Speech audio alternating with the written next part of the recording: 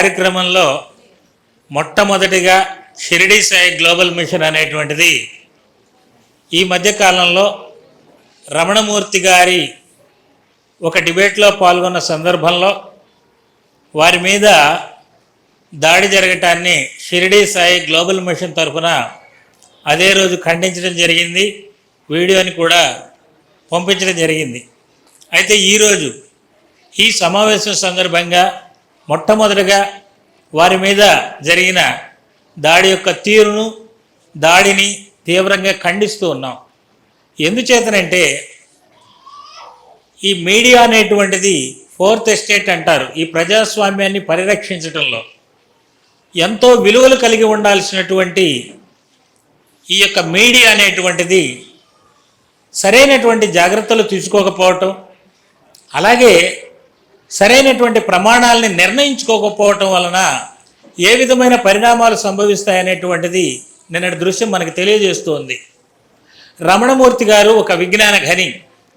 ఈరోజు సమకాలీన సమాజంలో వారిలాగా ఉపనిషత్తుల గురించి కానీ వేదాల గురించి కానీ లేదు ఇతర అనేక సామాజిక చారిత్రక అంశాల గురించి కానీ సమగ్రమైనటువంటి వివరణను ఇవ్వగలిసిన వారు చాలా అరుదుగా ఉన్నారు.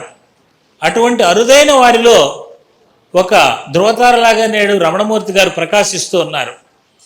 వారి మాటలు ఎంతో విలువైనటువంటివి. వ్యక్తిగతంగా వారిని నేను అనేక సంవత్సరాల నుంచి ఎరుగుదును. మరి వారు ఏ రోజు ఏ మాట చెప్పినా పుస్తకాలు లేదా సాక్ష్యాధారాలని ముందు పెట్టి మాత్రమే మాట్లాడుతూ ఉన్నారు. ఇటువంటప్పుడు నిజానికి మీడియా వారు ఇటువంటి వారిని ఖచ్చితంగా ప్రొజెక్ట్ చేసి సత్యాలను బయటికి తీసుకురావాల్సినటువంటి అవసరం ఉంది. కానీ ఇలాంటి చర్చల పేరుతో వాదులాటలకి దిగేటువంటి చర్యల ద్వారా ఒక రమణమూర్తి గారే కాదు, రమణమూర్తి గారంటే చాలా ధైర్యవంతులు. వారు సహనంతో పాటు వారు అత్యంత బలంగా దీనిని తిప్పికొట్టగలుగుతున్నారు కాబట్టి వారు నిలబడగలిగారు. మేము అభ్యర్థిస్తూ ఉన్నాం పత్రికా రంగంలో లేదు మీడియా రంగంలో ఉన్నటువంటి వారిని, ఒక సామాన్యుడు సత్యం చెప్పగలిగిన సామాన్యుడికి ఇలాంటి పరిస్థితి ఎదురైతే అతని పరిస్థితి ఏంటి? సూసైడ్ చేసుకోవటమే. అతను సత్యం చెప్పటానికి ముందుకు వెళ్ళి 10 మంది చేతులు అభాసు పాలవుతారు. కాబట్టి దయచేసి వారికి మేము రిక్వెస్ట్ చేసేది ఒక్కటే, ప్రమాణాలు పాటించండి. అలాగే ప్రభుత్వం కూడా కొన్ని ప్రమాణాలను నిర్దేశించాలి.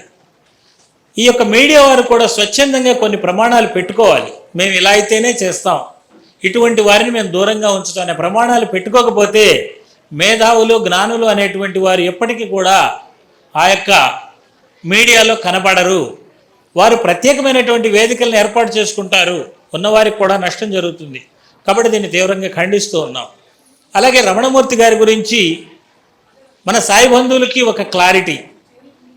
మనం సహజంగా భక్తుల్ని పోలుస్తూ ఉంటాం. ఆయన మహల్సాపతి లాంటి వాడని, హేమాడ్ పంత్ లాంటి వాడని. రమణమూర్తి గారి గురించి చెప్పాలంటే సచ్చరిత్ర సాయితత్వం తెలిసిన వారికి నలుగురు భక్తులతో కలిపి పోల్చొచ్చు. ఒకటి దాదాసాహెబ్ కాపాడే, ఆయన దేశభక్తుడు, స్వతంత్రం కోసం పోరాడినవాడు. రమణమూర్తి గారు కూడా నిరంతరం అలాగే దేశము సమాజం కోసం పరితపిస్తూ ఉంటారు. రెండో వ్యక్తి కాకాసాహెబ్ దీక్షిత్ గారు. తన సర్వస్వాన్ని బాబా గారికి అర్పించి దీక్షిత్ వాడా నిర్మించుకొని అందరికీ దాంట్లో ఆశ్రయం ఇచ్చి ప్రతి ఒక్కరితోటి, అది ఆ షిరిడి అనేటువంటిది ఒక మాలపల్లి, అక్కడికి వచ్చేటువంటి వారు అందరూ కూడా ఊళ్ళోకి వెళ్ళేవాళ్ళు కాదు. కానీ కాకాసాహెబ్ దీక్షిత్ గారు వస్తే మాత్రం ఊళ్ళో చిన్నపిల్లలు పెద్దవాళ్ళు అందరూ కూడా ఆయన దగ్గరికి పరుగులు తీసుకుంటూ వెళ్ళేవారు. అందరూ ఆయన్ని కాకా కాకా అని పిలుస్తూ ఎంతో ప్రేమతోటి వారు కూడా అలా ఉండేవారు. అలాంటి ప్రేమ స్వరూపులు రమణమూర్తి గారు. ఈరోజు సాయిబాబా భక్తులకే కాక అనేక మందికి ఇక్కడ కార్యక్రమాలు చేసుకోవటానికి కానీ అలాగే వారు చేసే కార్యక్రమాలకు సహకారాన్ని కానీ అందిస్తూ ఉన్నారు. ఇక మూడో వ్యక్తి హేమాడ్ పంత్ గారు. హేమాడ్ పంత్ గారు సాయి సచ్చరిత్ర రాశారనే కాక వారు వేదాలు, ఉపనిషత్తులు, భగవద్గీత, భాగవతం వంటి గ్రంథాల్లో కొట్టిన పిండి. వారితో సమానంగా వాదించగలిగిన వారు ఆ కాలంలో ఎవరూ లేరు. అలాగే రమణమూర్తి గారు కూడా అనేక విషయాల్లో దిట్ట. అంతేకాక వాదనా పటిమ కూడా గొప్పగా ఉన్నటువంటి వారు. ఇక నాలుగో వ్యక్తి నానావళి. నానావళి గారు ఒక ప్రత్యేక వ్యవస్థగా బాబాగారు ఏర్పాటు చేశారు. బాబాగారు ఆ రోజుల్లో ఉన్నప్పుడు అక్కడికి ధనం వచ్చింది, కీర్తి ప్రతిష్టలు వచ్చాయి. ధనము కీర్తి ప్రతిష్టలు ఎక్కడైతే వస్తాయో వాటిని తమ స్వాధీనం చేసుకోవాలనుకునేటువంటి వ్యక్తులు ఎప్పుడూ వస్తారు. అక్కడికి రాజకీయాలు ఎప్పుడూ వస్తాయి డబ్బు కీర్తి ఉన్న చోట. మరి వాటిని రాకుండా నిలువరించడానికి బాబాగారు ఏర్పాటు చేసిన వ్యవస్థే నానావళి. అలాంటి ప్రయత్నాలు ఎవరన్నా వెళ్ళి చేస్తే ఈ నెల గొడవ పడేవాడు, వాళ్ళ మీద తగులాట పెట్టుకునేవాడు, వాళ్ళని కొట్టేవాడు కూడా. అలాగే ఇక్కడ సత్యం ధర్మాలకు ఎక్కడైతే ఆటంకం కలుగుతుందో అక్కడక్కడికి రమణమూర్తి గారు వెళ్ళి గొడవలు కూడా పడుతూ ఉన్నారు. మరి ఈ 4 రకాలైనటువంటి భక్తుల కలయికగా మనం వారిని అర్థం చేసుకోవచ్చు. మా భక్తుల హృదయాన్ని కూడా రమణమూర్తి గారికి ఆవిష్కరించాల్సినటువంటి అవసరం ఉంది. ఆ రోజున చాలామంది భక్తులు నిద్రపోలేదు. మీకు చాలామంది ఫోన్ చేశారు, నాతోటి కూడా చాలామంది ఫోన్ చేసి బాధపడ్డారు, ఇలా జరిగింది ఏంటి అని చెప్పి. భక్తుల హృదయం అలాగే ఉంటుంది, లోపల బాధపడతారు.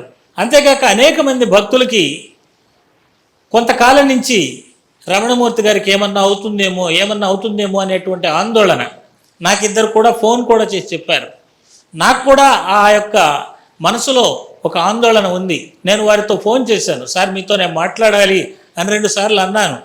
కానీ ఏం మాట్లాడాలో నాకు అర్థం కాలేదు. ఎందుకంటే వారు చేసే దాంట్లో ఏదైనా తప్పుంటే నేను చెప్పచ్చు, లేదు ఇలా సరిదిద్దుకోండి అని. ప్రతి ఒక్కటి వారు ఆధారాలతో చూపిస్తున్నప్పుడు నేను వారికి ఏం చెప్పగలను? కాబట్టి బాబావారు సాక్షాత్తు ఇక్కడికి వచ్చి ఇచ్చేశారు. మీకు నేను సత్యసాయిబాబా పుస్తకంలోని చదివినటువంటి ఒక కథ చెప్తాను. నజరుద్దీన్ అనేటువంటి వ్యక్తి, అబ్దుల్లా అనేటువంటి వ్యక్తి ఇద్దరు పక్క ఇళ్లలో ఉండేవారట. అబ్దుల్లా ప్రతిరోజు నమాజ్ చేసేవాడు, రంజాన్లో ఉపవాసాలు ఉండేవాడు, అన్ని మత నియమాల్ని పాటించేవాడట. నజరుద్దీన్ మాత్రం ఏం చేసేవాడు కాదట. ఎక్కడ పేదలు కష్టపడుతుంటే వాళ్ళ దగ్గరికి వెళ్ళేవాడట, వాళ్ళకి సాయం చేసేవాడట. ఎక్కడ ఆకలైన వాళ్ళు ఉంటే వాళ్ళ దగ్గరికి వెళ్ళి వాళ్ళకి సాయం చేసేవాడట. ఇలాగా ఎప్పుడు కూడా ప్రజల కోసమే బ్రతుకుతుండాడు నజరుద్దీన్. అబ్దుల్లా గారు అనేక సార్లు చెప్పాడట, నజరుద్దీన్ నువ్వు ఈ లోకం గురించి ఆలోచిస్తున్నావు కానీ పరలోకం గురించి ఆలోచించట్లేదు, నీకు అక్కడ విలువ ఉండదు, ఇప్పటికైనా నీ లోక ప్రయత్నాలు మానుకొని నా దగ్గరకు వచ్చేసేయి, నువ్వు కూడా ప్రతిరోజు నాతో పాటు రా అని చెప్పి పిలుస్తూ ఉండేవాడట. కానీ నజరుద్దీన్ నాకు సమయం లేదయ్యా అని చెప్పి ఎప్పుడు వెళ్ళలేకపోయాడంట. ఒకసారి అబ్దుల్లాకు ఒక కల వచ్చింది. ఆ కళను గురించి నజరుద్దీన్ గారికి చెప్పారట. నజరుద్దీన్ నాకు రాత్రి ఒక కళ వచ్చింది అని.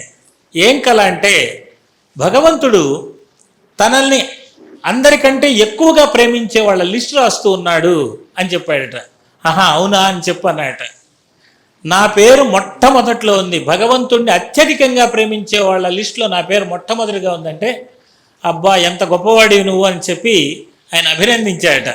ఇంతకీ నీ పేరు ఎక్కడుందో అడగలేదేంది అన్నాడట. అంటే ఏమోలే అని చెప్పానట. నీ పేరు అసలు లేనే లేదన్నాడట. సరే అయితే అని చెప్పి అతను వెళ్ళిపోయాడు. మళ్ళీ మరుసటి రోజు నజరుద్దీన్ కనపడితే అబ్దుల్లా ముఖం డేలాగా పెట్టుకొని, నజరుద్దీన్ రాత్రి నాకు ఇంకో కళ వచ్చింది అన్నాడంట.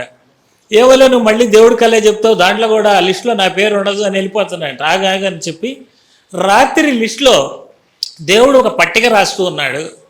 దాంట్లో దేవుడు అత్యంత ఎక్కువగా ప్రేమించే వాళ్ళ లిస్టు రాస్తూ ఉన్నాడు అని చెప్పాడంట. ఓహో సర్లే అయితే నాకెందుకు ఇదంతా, నేను వెళ్ళిపోతున్నాను. కాదు ఉండవయ్యా, ఫస్ట్ పేరు ఎవరిదిందో తెలుసా అన్నాడంట. తెలీదు. ఆ పేరు నీదే అని చెప్పన్నాడంట. ఇలాగా ఎవరైతే పేదల కోసం పరితపిస్తారో, ఎవరైతే దీనుల కోసం తమ జీవితాన్ని వెచ్చిస్తారో వాళ్ళ పాదాల దగ్గరికి స్వర్గం వస్తుందని స్వామి వివేకానంద చెప్తాడు. సాయిబాబా కూడా అదే చెప్పారు. నాకు ప్రసాదాలు పెట్టమని చెప్పలేదు వారు చెప్పారు, ప్రజల దగ్గరికి వెళ్ళండి, దీనులకు ఆపదలో బాధపడుతున్న వారికి సాయం చేయండి అని చెప్పారు. మరి అటువంటి వారు కాబట్టే బాబావారు సాక్షాత్తు ఇక్కడికి వచ్చేశారు. అయితే మాకు ఒక్కటే నమ్మకం ఉంది సాయి భక్తులుగా, బాబావారు మీ వెంట ఉన్నారు, బాబావారు జై భారత్ వెంట ఉన్నారు, బాబావారు Hindus for plurality and equality వెంట ఉన్నారు. ఇక్కడ ప్రతి ఒక్క ఖదిగ్రాసిలో కూడా బాబా శక్తి ప్రకటితమవుతూ ఉంది. ఆ శక్తి ద్వారా ఈ భారతదేశాన్ని మార్చగలుగుతారు అనేటువంటిది మేమైతే దృఢంగా నమ్ముతూ ఉన్నాం. దీంతోపాటు 2 విషయాలు చెప్పి ముగించేస్తాను. సాయి బంధువులారా, బాబావారి కార్యక్రమాలు మనం ఏర్పాటు చేసుకున్నప్పుడు మనం ప్రతిదీ కూడా అనుభవాల ద్వారా మాత్రమే ముందుకు నడుస్తాం. అనుభవాలు లేకుండా మనం ముందుకు నడవం అనేది తెలుసు. గతసారి రేణుకా ఎల్లమ్మ గారు ఇక్కడికి విచ్చేయడం జరిగింది. వారికి బాబా గారి కల్లో కనబడి కొన్ని కాగితాలు చూపించారట. ఇదిగో నేను అక్కడ లేదు ఇక్కడ లేదు అంటారు ఎందుకు, ఈ చాలా మీకు అని చెప్పి ఆవిడకి చూపించాడు. ఆవిడ కార్యక్రమం అయిపోయాక చెప్పింది, మనం ప్రతిసారి కాగితాలు చూపిస్తున్నాం. షిరిడి సాయి గ్లోబల్ మిషన్ తరఫున వేద విహితం సాయి మార్గం, వేదాలలో బాబా తత్వం, సద్గురు తత్వం, పరమాత్మ తత్వం ఎక్కడ ఉంది అనేటువంటిది ఈ పుస్తకం ద్వారా మనం బయటికి తీసుకొచ్చాం. అలాగే ఉపనిషత్ తత్వమే సాయి తత్వం, ఉపనిషత్తుల్లో బాబా తత్వం, సాయి తత్వం, గురుతత్వం, పరమాత్మ తత్వం ఎక్కడుంది ఏంటది అనేటువంటిది దీని ద్వారా బయటికి తీసుకొచ్చాం. అలాగే సాయి సత్యవ్రతం అనేటువంటి పుస్తకాన్ని మనకి ఉపనిషత్ ప్రమాణాలతోటి, ఉపనిషత్తులు గురు పరంపరగా అదేవిధంగా పరమాత్మ పరంపరగా ఉంటాయి, తీసుకురావడం జరిగింది. అయితే కొందరు అడగవచ్చు, భగవద్గీత, బైబిల్, ఖురాన్ ప్రకారం కూడా మనం బయటికి తీసుకొచ్చాం, అయితే అవి ఇంకా బుక్స్ రూపంలో రాలేదు, వాటిని గతంలో జిరాక్స్ రూపంలో మీకు చూపించడం జరిగింది. అయితే కొందరు అడగచ్చు, మీరు వెళ్ళి వాదించవచ్చు కదా అని. వాదులాటలు వద్దని బాబా గారు చెప్పారు.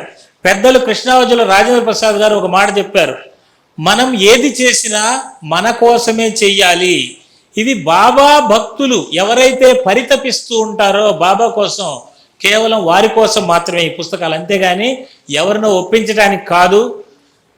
మేలుకొని నిద్రపోయే వాళ్ళని లేపటానికి మనం ప్రయత్నం చేయాల్సినటువంటి అవసరం లేదు. వారి గురించి మనం ఆలోచించొద్దు. అలాగే షిరిడి సాయి గ్లోబల్ మిషన్ అనేటువంటిది నిర్మాణాత్మకమైనటువంటి కార్యక్రమాల ద్వారా ముందుకు వెళుతుంది. ఆల్రెడీ జూమ్ మీటింగ్స్ ప్రారంభించాం, మీరు కూడా దాంట్లో జాయిన్ అవ్వచ్చు. అలాగే ఇక్కడ షిరిడి సాయి గ్లోబల్ మిషన్కి సంబంధించినటువంటి పుస్తకాలని మొదట్లోనే మీకు ప్రదర్శించడం జరుగుతుంది. అయితే సత్సంగాల అనంతరం ఇతర పుస్తకాలు బాబాకు సంబంధించినవి కూడా అందించడం జరుగుతుంది. అయితే వాటికి బాబా భక్తులంగా మనందరం సహకారంతో ఉండాలని వాటిని కూడా మనం ఇక్కడ అందజేయడం జరుగుతుంది. అది వేరు వేరు సంస్థలకు చెందినటువంటివి కాబట్టి షిరిడి సాయి గ్లోబల్ మిషన్ యొక్క ఫిలాసఫీ బేస్డ్ కేంద్రంగా ఇక్కడ ఉంటుంది కాబట్టి ఇది ఈ విధంగా ముందు నడుస్తుంది.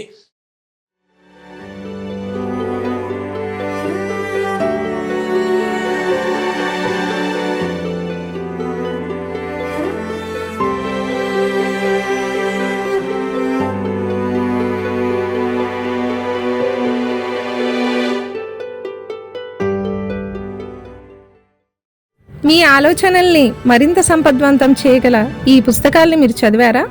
ప్రతులకు జై భారత్ పబ్లికేషన్స్ 9848030089.